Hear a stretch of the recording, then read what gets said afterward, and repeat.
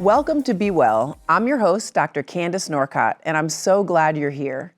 Every week on Be Well, we take some time to talk about an issue that's shaping our mental health and how it affects you, your community, and the way we all show up in the world. First, I'll introduce the topic, and then I'll bring in a guest to help us dig deeper into the how and why behind what we're feeling, and most importantly, how we can reframe it so that we can move toward healing, thriving, and collective success. Finally, before we wrap, I'll offer some practical tips, reflections, and strategies, the same ones I often use with the people I work with, so that you can bring these ideas into your real, everyday life. Remember, Be Well is not a replacement for your own therapy. However, I hope it can be a conversation starter when your therapist asks you, where should we begin? With that, let's unpack today's topic. Today, we're talking about something that many of us wrestle with, whether we admit it or not: perfectionism. Now, I'll be honest, this topic is a little ironic for me to introduce because if there's any episode where I'm going to fumble a line or forget how to pronounce a very basic word, it's going to be this one. And you know what? I'm just going to roll with it because that's what today is all about: making room for mistakes, for being human, and for reminding ourselves that perfection is not the goal. Perfectionism can show up in all sorts of sneaky ways. Maybe you don't start a project unless you know exactly how it will turn out. Maybe you replay that one awkward comment that you made in a meeting last week like it's a Spotify single. Or maybe, like me, you're tempted to re-record a segment if you so much as blink the wrong way. It's okay, you are not alone, because we've been taught that making mistakes makes us look unprepared, unprofessional, or unworthy. But the truth is, some of our best growth comes from those stumbles.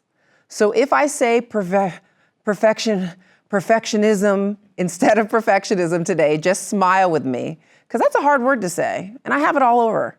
We're out here modeling imperfection in real time.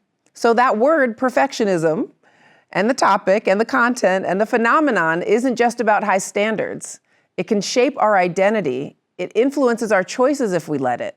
And if we let it, also, it can chip away at our emotional resilience. It can drown out self-compassion and instead replace it with relentless pressure to be flawless. When we let perfectionism take the wheel, we often play it safe, avoiding risks and mistakes. But mistakes exist so we have opportunities to learn. Even more than that, I think making and acknowledging mistakes reminds us that we are all connected to each other as mortal, flawed humans, connected in our imperfections. And to me, that's beautiful. So let's explore what it takes to be less perfect and more human, and what's possible when we do. During the deep dive segment, I'll be joined by a guest who works with people every day to loosen the grip of perfectionism and to build more self-compassion, flexibility, and freedom.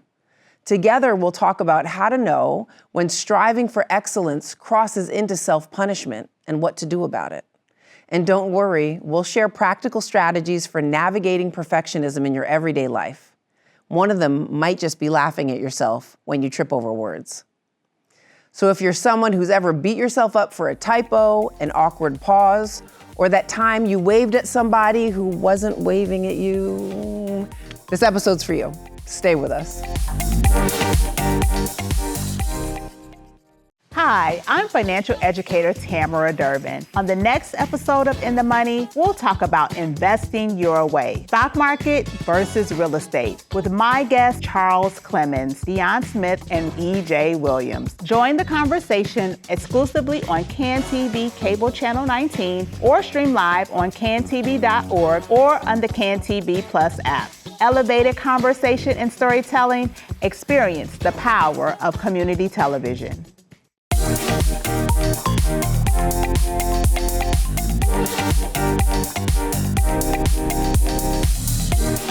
Each week on the Deep Dive segment, we'll take a closer look at an issue or challenge, reframing the way we think about it.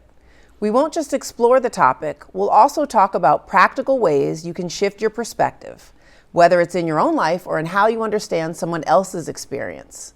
Taking us deeper today, I'm joined by Chicago-based clinical psychologist and author, Dr. Gregory Chasson.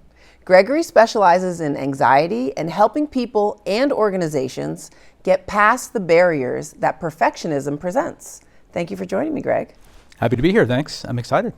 I think that you are just going to be the perfect person to talk to us about the intricacies about how perfectionism gets in our way. I'm going to be the imperfect person. Oh, I like what you did there. Uh-huh. It's amazing how it even gets into our talk, right? We all do. I catch myself all the time. So let's start with, what is your working definition of perfectionism? Yeah, it's, you ask different experts, they'll give you different answers. But by and large, two main ingredients make up perfectionism. One of them is excessive expectations, just having really unreasonable goals for yourself or for other people. And that in and of itself is not so terrible. You think of the Michael Jordans of the world and you think of the big tech giants, they have these really excessive goals.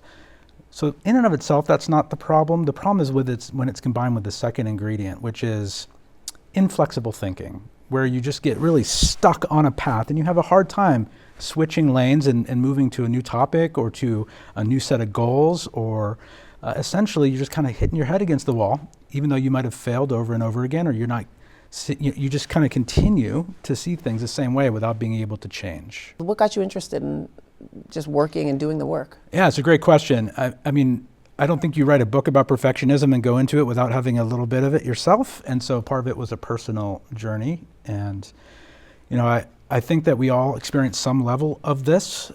Some people have extreme cases of it, in which case that might be something they need to get professional help for. And then other people have little bits and pieces of it in certain areas of their life. I first noticed it in myself when I was a kid and I was working on a picture of Spider-Man. I was drawing it. And for those that are familiar with Spider-Man, he has this very intricate way that the web is sort of drawn around his costume. And I was sitting there for way too long trying to get the geometry of the webbing just right, to the point where I was erasing and redrawing and erasing and redrawing, to the point where I was erasing holes, and there were holes in the paper, and I basically had destroyed my picture of Spider-Man. And so I call perfectionism the irony disease for that reason. You're trying to perfect something so much that you end up destroying it, making it imperfect. And from that point, I started recognizing this in myself in more areas, and decided when I got into grad school and started researching the area of obsessive compulsive disorder and seeing some of the overlap with anxiety and perfectionism, that this was an area where I could potentially do some good, coming from both a professional and a personal place. You mentioned that you study anxiety disorders, obsessive compulsive disorder being one of them. Right. Can you maybe, on however much detail or high level you think that will help people, what's the difference between these? Because perfectionism isn't OCD. You said there's overlap, but can you just share maybe what some differences are, things that make them different? Yeah, happy to. It's a common misunderstanding of how these things fit together, and I'm not sure that there's a perfect answer. We're still kind of working on those things, but really I think of it as a Venn diagram where you have overlapping circles. One is your obsessive compulsive disorder, a bona fide condition where you really struggle with intrusive thoughts, and then behaviors you do repetitively to try to make yourself feel better, like washing or checking or escaping or avoiding. And then the other circle, you have perfectionism, where it has its own elements, but there is a lot of overlap, that middle ground in the Venn diagram where you see a lot of intrusive thoughts about needing to get things just right. We call those not just right feelings. We have intrusive thoughts about making mistakes and fear of failure and judgment from others. And then we engage in a lot of those repetitive behaviors when we encounter perfectionism. I call them safety behaviors in my world because they give an illusion of safety, that you've protected yourself. And I think it's a key concept because it's really just an illusion. It's not real safety. You have behaviors such as procrastination, checking and rechecking and checking and checking and checking and checking some more, fixing and fixing some more. One of my favorites that often gets missed is reassurance seeking. Lots and lots of reassurance seeking. How am I doing? Does this look okay? How's this going? Is this what you wanted? And continuously seeking that reassurance. There are lots of different types of safety behaviors, and the problem is they provide that instant relief that you're looking for when you're getting the answer you want, but it's only temporary, and it doesn't bring you down all the way. because nothing's perfect. And so it just kind of keeps going up until you do another behavior, and then you start to come back down, and you feel a little bit better, but not all the way. And then it starts to creep back up again, and then it comes back down once you do another safety behavior. And then it creeps back up, because that's life, until you do another safety behavior. Why? Because it worked before. Call it negative reinforcement in our world. And so it took away some anxiety, and so you're going to do that again next time, right? Because it worked. And so what happens is that you're creating what we call a sawtooth effect, where you see these little jagged increases and then sudden drops because you're doing these safety behaviors, but the actual trend over time is that you're making things worse. I often say that these behaviors end up imprisoning you in your own attempts for safety. So you think that you're helping because you take away the edge, the immediate edge, but because you're never really allowing yourself to develop a tolerance to imperfect things or things not being just right, it just kind of makes it worse. You're like kicking the can down the road. Couldn't have said it better myself. You're not learning. You're not learning that the mistakes aren't necessarily catastrophic, that you can tolerate the anxiety of making a mistake or potentially making a mistake, and because you've never given yourself those opportunities, instead you say, oh, I can handle this because I did this safety behavior, instead of it wasn't as bad as I thought it was going to be. And so the learning is really is out of whack. The tolerating of distress, I think, has a home, like learning how to tolerate when things are uncomfortable, when you're in distress, has a home in lots of different ways in psychology and mental health. And so in here, it's kind of coming up, I think, in an important way. I think anybody who I think is trying to do something, we are all tempted to check in with somebody to make sure it's okay. Absolutely. We want that reassurance. And again, I want to be very clear that, and I didn't mention this before, but I think it's important. Perfectionism is not all bad, and it doesn't make you a bad person, and it's not like you should rid yourself of all perfectionism in yourself or in the world. It comes with great qualities. So I work with a lot of organizations, and I'll go in and I'll help them figure out what the perfectionistic culture might be doing to disrupt their bottom line and their teams and sort of the dynamics that are going on. It contributes to absenteeism and turnover and just job dissatisfaction. And when I go in there, I tell people, your first instinct should not be to eliminate all of your perfectionists in the workplace or anywhere for that matter. They can be some of the strongest people in your life. They tend to be conscientious, detailed oriented, loyal, honest. The reason for the honesty and loyalty is because they tend to get perfectionistic about being good people. In that case, I'll take it, right? And so you really want to be careful with this idea that perfectionism is bad. I don't like to necessarily put it in that category. I think if you can leverage the good qualities, but mitigate some of the negatives that come with it, which we'll talk probably more about today, unfortunately, because that's how the world works. I think that perfectionism could be, those people can be really powerful in your life. What are the things that bring people to a point where they're going, this is untenable? These characteristics that I have just are keeping me from doing X, Y, or Z. Right. Where do I draw the line? Yeah. When is it time to call Dr. Norcott or Dr. Chasen, right? Good question. It's different for everybody, and some people come in with perfectionism that's general across the board in many areas of their life, whether it's parenting or coaching their kid's soccer team or doing work or planning vacations, you name it. People can get perfectionistic in any route, whether it's sports performance or romantic performance, you name it. And so you got to figure out, where's it starting to become a problem for you? How's it getting in the way? Is it starting to disrupt your everyday life? Is it starting to get in the way of your happiness and your quality of life?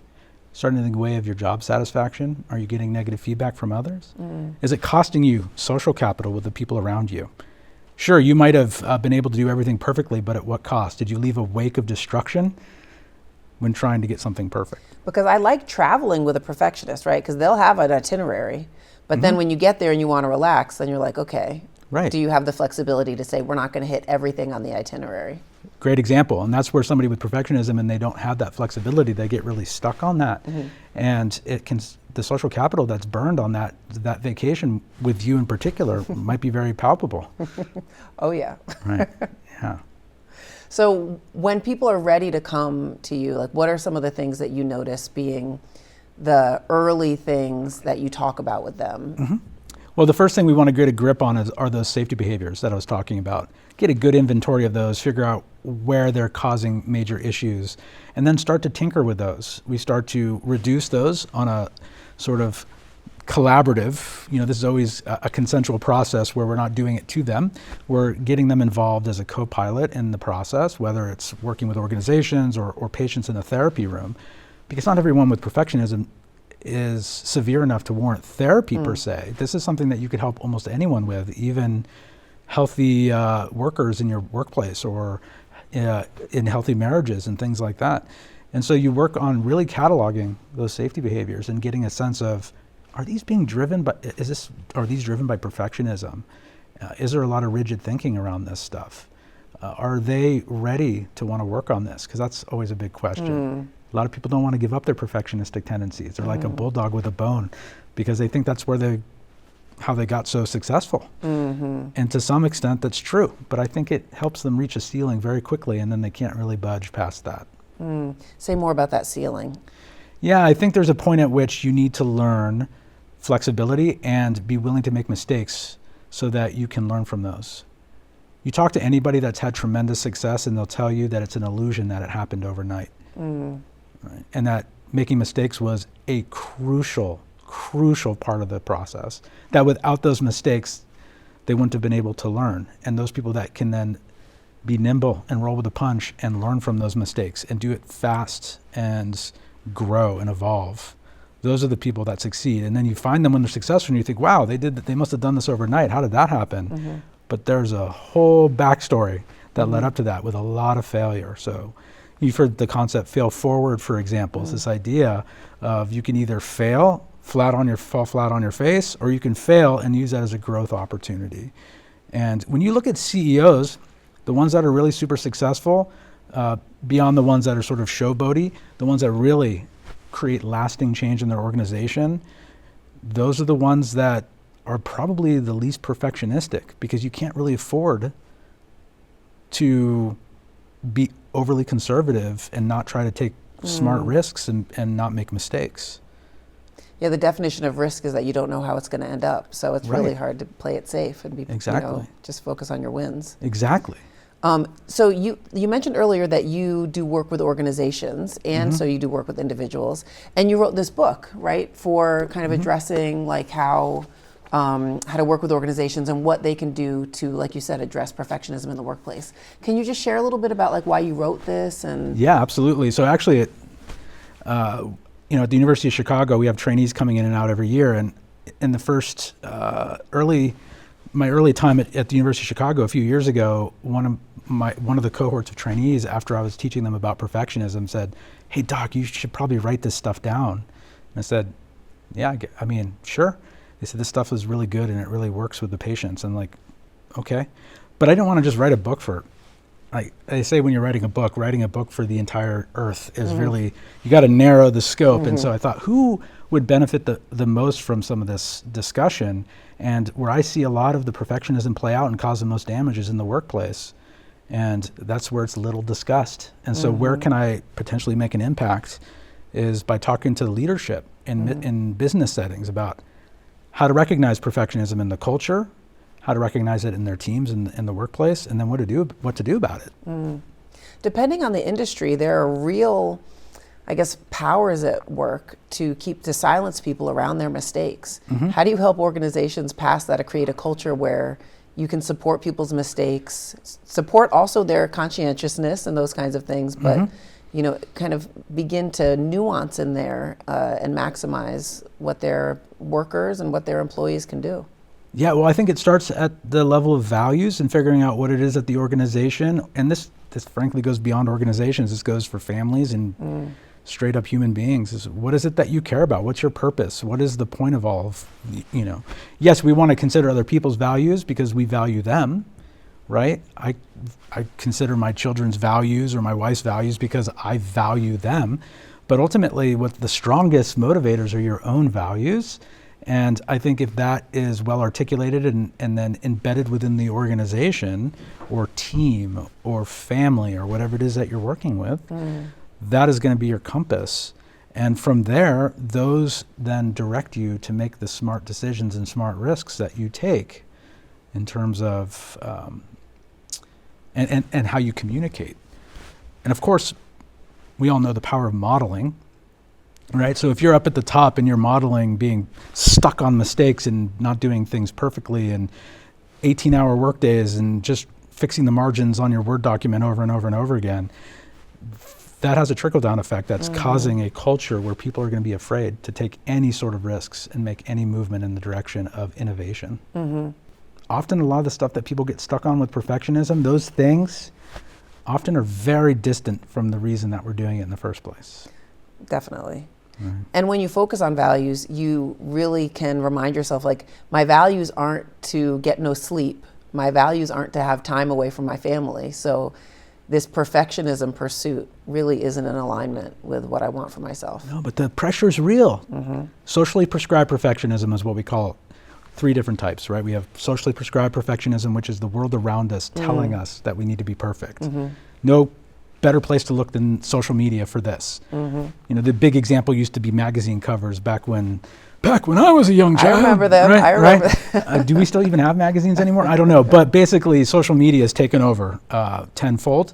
And the socially prescribed perfectionism that goes on in social media is mind-blowing, devastating. In fact, very highly correlated with things like eating disorders and depression and suicide and just awful. And so that pressure is very real. And then we have self-oriented perfectionism, where we then create these standards for ourselves and impose it on ourselves, as if, like, you know, with should statements, should this, should that, I should be like this, I should do this, I should be the best mom, I should be. The word should, I wish we could eliminate the word should. We should not use should in the English language. Agreed. And then there's other oriented perfectionism, which to me is the most toxic. That's where you're projecting these standards onto other people. And it becomes particularly toxic when we have a moral type, right? So perfectionism can take on this moral form where you start to hold people to this really rigid moral standard. You arrive to work at 7:01, you're supposed to be there at 7, and then somebody that's perfectionistic might come up to you and start policing you and sort of come off as self-righteous. That's a great example. There's no easier way to destroy dynamics within friendships or marriages or workplace, you name it, because that kind of policing, most people don't like being policed like that. Yeah, I may or may not know that from personal experience. We all do. We all do, yes. Can you share something, like one practice or something that in early days you encourage people to try when they're beginning to down the road of unraveling themselves from perfectionism? Yeah, I'd say the first thing to do is to start reducing some of those safety behaviors and sitting with the uncertainty that that choice might cost you in the end. And then I start to utilize what I call the emphasis framework, which is something that I think helps prioritize. So you have emphasis A, emphasis B, and emphasis C. Emphasis A is to do things 110%, give it your all, everything you got. And this makes sense to do things that are very valuable. This is where values come in. Maybe you're planning your wedding, maybe you're studying for the law school entrance exam, maybe you're putting together the world's best talk show on public television, right? Maybe you're doing these things and you want to give it your all and do it perfectly, so you give it everything you've got. Then there's emphasis B, which is the get or done strategy. Just get it done. Doesn't need to be perfect. Doesn't need to be garbage. Just get it done. And then there's emphasis C, which is to not do it at all.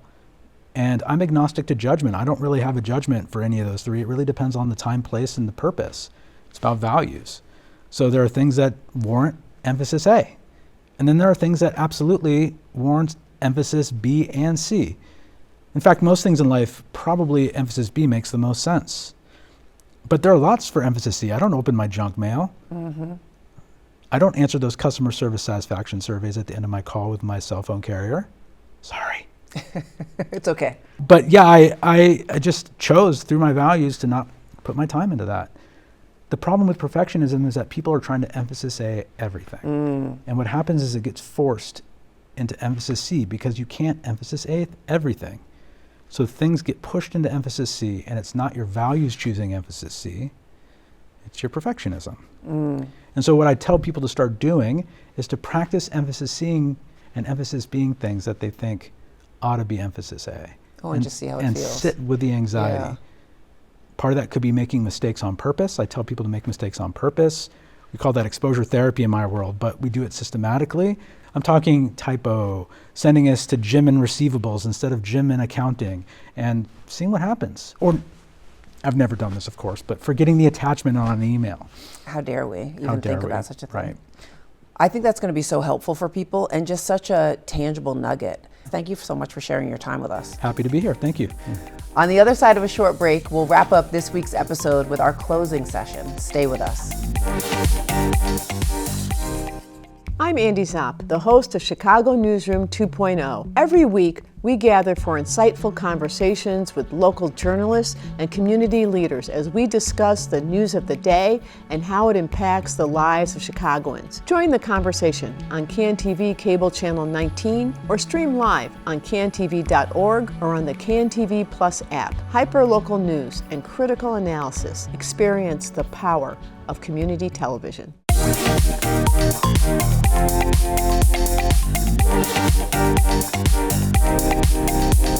I'm so grateful to my colleague, Dr. Greg Chasson, for being in conversation with me today. And just like last week, this is a time where I extend an invitation to you to gently reflect. I hope that you're leaving this conversation with a greater awareness of the toll of perfectionism and how seductive it can be. Perfectionism tries to make us believe that we are only as good as our last success, that mistakes should be hidden or fixed before anyone notices. And this is due in part because we live in a world that sells perfection. Curated social media feeds, flawless resumes, the pressure to look like you've got it all together. My biggest weakness is my strength. Sound familiar? But under that polished surface, so many of us are tired of chasing a moving target, feeling like enough is always just out of reach. Perfectionism doesn't just show up in our work, it sneaks into how we parent, how we show up in relationships, even how we care for ourselves. It whispers, you should have handled that better, or if you were really good at this, it wouldn't feel this hard. And sometimes it keeps us from saying the most healing words in a relationship, I'm sorry. Now, when I'm not at Be Well, I teach therapists in training. And every year, I share stories about mistakes I've made and what I learned from them. And I do this because I don't want students to feel embarrassed to learn. And I also do it so that I can remember that learning for me is a forever process for all of us. And that means mistakes are behind me and they're also ahead of me. And shame blocks learning. So even I, someone who helps others navigate their thoughts and emotions, need reminders that imperfection isn't just okay, it's human. So back to the invitation to reflect. Ask yourself, who are you when you're not performing? What if real growth comes in the stumble, the awkward pause, or that project that didn't turn out quite the way you planned? Perfectionism can feel protective, but it's not the same as being safe. And the antidote isn't doing more or trying harder. It's curiosity, compassion, and connection. And yes, the antidote is also making mistakes, so you can grow and learn from them. So wherever you are, take a moment to look inward. What thoughts or feelings come up when you imagine yourself making a mistake? Feeling messy, being human. Pay attention to those, because they'll help you understand where that pressure to be perfect really comes from. And if Greg and I could give you a little homework this week, it would be this. Make one mistake on purpose. Misspell a word in an email. Leave the dishes in the sink overnight. Say, I don't know, out loud at a meeting. See what happens. See if the sky falls. Spoiler alert, it probably won't. Because in that space, the space where we let ourselves be real, we also let ourselves be well. That's our time for this week. Keep reflecting, keep asking questions, and most importantly, keep the dialogue going, whether it's with us, your friends, or within your own community. Remember, you can also join me at bewell@cantv.org and at Dr. Norcott on Instagram. We'll be back next week with another deep dive into a topic that matters. Until then, take care, stay curious, and be well together.